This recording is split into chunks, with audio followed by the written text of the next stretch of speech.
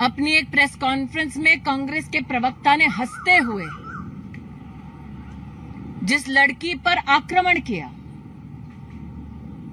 वो राजनीति में नहीं है, एक साधारण से कॉलेज स्टूडेंट के नाम पर अपना जीवन व्यतीत कर रही है।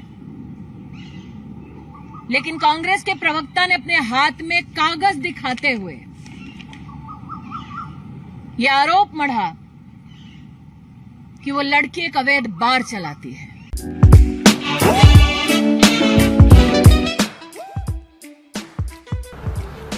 Hello. Hi. Hi, Zoesh. How are you? I'm good. How are you? Oh, what a wonderful place you've got over here. Thank you. Okay, guys, now let me introduce you to a very, very young entrepreneur. This is Zoesh Irani. Correct? This is your restaurant. Yeah? Yes, sir. So, what was the thinking behind खबरों को चलाने के लिए और इस खुलासे के बाद मोदी सरकार को पसीने छूट गए हैं, क्योंकि ऐसी उम्मीद ना की थी कि ईरानी ऐसा काम करेगी। स्मृति ईरानी पर बहुत बड़ी झाड़ पीएमओ हाउस से पड़ी है और इस जो मटेरियल बिखर गया है सारा, उसको समेटने की कोशिश मीडिया के थ्रू की जा रही है, मोदी और शाह के द्वारा। जाहिर बात है क्या वो राजनीति में है ही नहीं, यानी राजनीति में होती तो करते। मां तो थी राजनीति में, रावण वाड्रा के ऊपर आक्रमण हो सकता है जो राजनीति में नहीं है, तो इनकी बेटी पे आक्रमण क्यों नहीं हो सकता?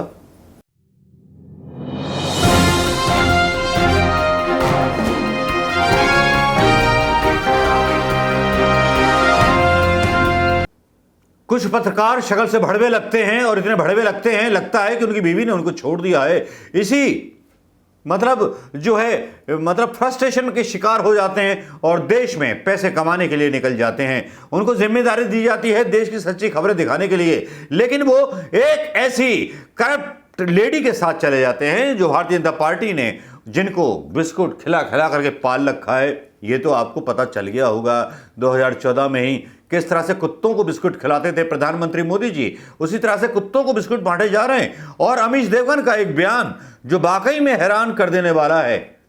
कल तक तो सब चुप थे, जब मीडिया में यह सवाल चढ़ा कि स्मृति ईरानी की लड़की ने गलत ढंग से ठेका लिया अंग्रेजी शराब बेचने का एक मरे हुए आदमी के नाम पर, ठीक है, उसके बाद सारे वकीलों में, सरकारी वकीलों में हलचल मच गई, सारे मीडिया में हलचल मच गई, सारे मीडिया में तूफान खड़ा हो गया।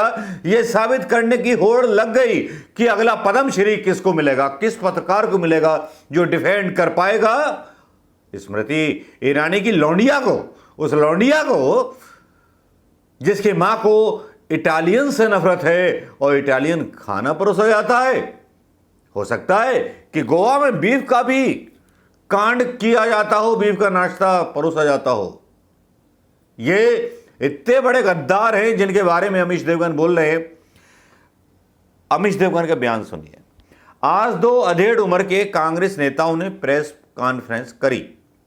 कांग्रेस के प्रवक्ता ने हंसते हुए जिस लड़की पर आक्रमण किया वो राजनीति में है ही नहीं, यानी राजनीति में होती तो करते।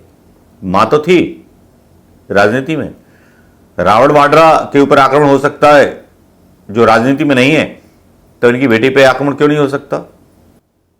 सुनते रहिए, अमीश देवगन की ही बात बता रहा हूं। एक साधारण कॉलेज स्टूडेंट के रूप में अपना जीवन व्यतीत कर रही हैं। उसकी मां ने राहुल गांधी को हराया है। इसका नाम है स्मृति ईरानी। स्मृति ईरानी के इरादों पर खुद अमीश देवगन गुपचुप खबरें दे रहे हैं कि भैया अमेठी से जीती हैं और गोवा में मान लेते हैं वो कि वहां रेस्टोरेंट जो है स्मृति ईरानी का ही है गोवा में, वरना बेटी के बारे में इतनी सफाई ना देते। अमीश देवगन जो होते हैं ना, वो अपने आप गलत बोल जाते हैं क्योंकि इनका जीके और इनका इतिहास के बारे में ज्ञान कमजोर होता है। सरकार इनका जो है, इनके जो मीडिया कारपोरेट के लीडर होंगे, डायरेक्टर होंगे चैनल के, वो बोलते होंगे इन खबरों को चलाने के लिए। और इस खुलासे के बाद मोदी सरकार को पसीने छूट गए हैं, क्योंकि ऐसी उम्मीद ना की थी कि ईरानी ऐसा काम करेगी।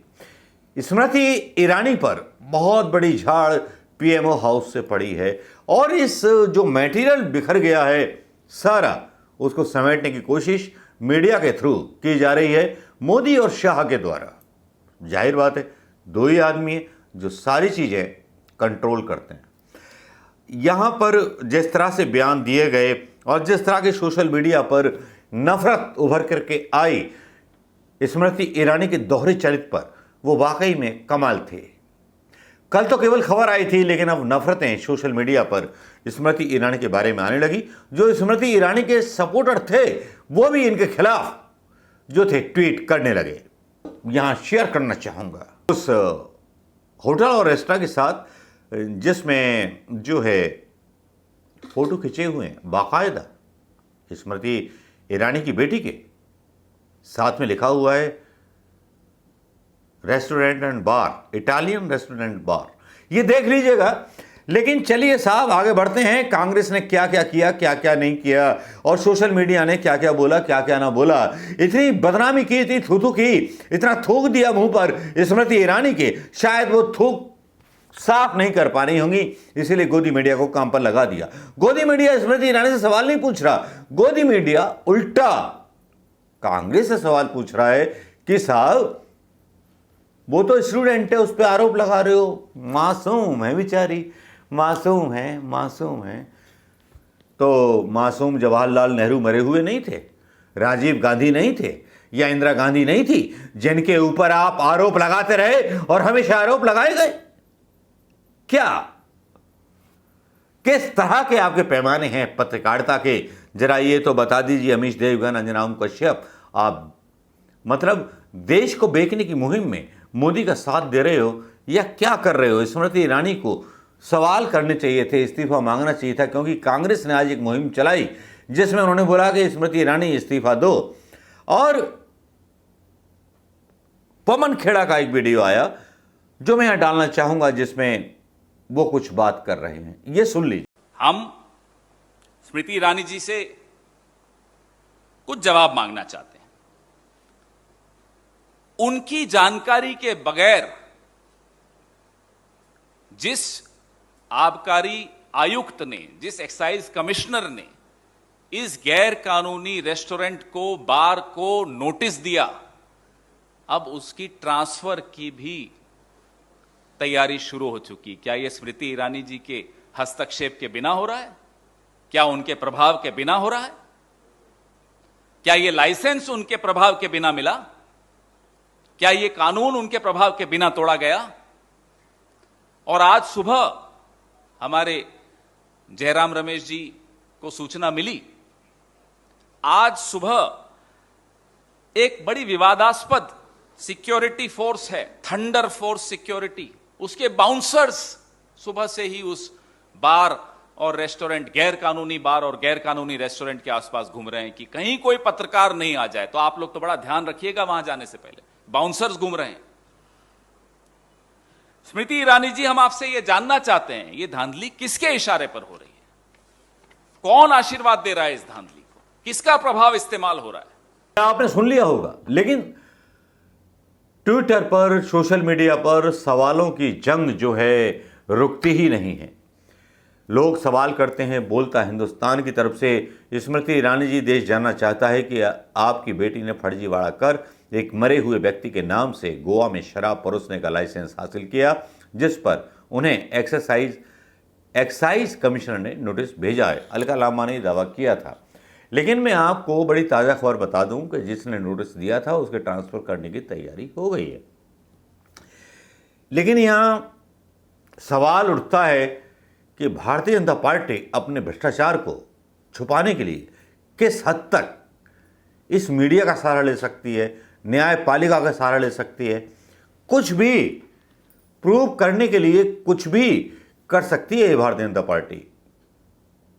लेकिन आज सौवाद की एक बात, ये बात तो माननी पड़ेगी कि जुर्म किया।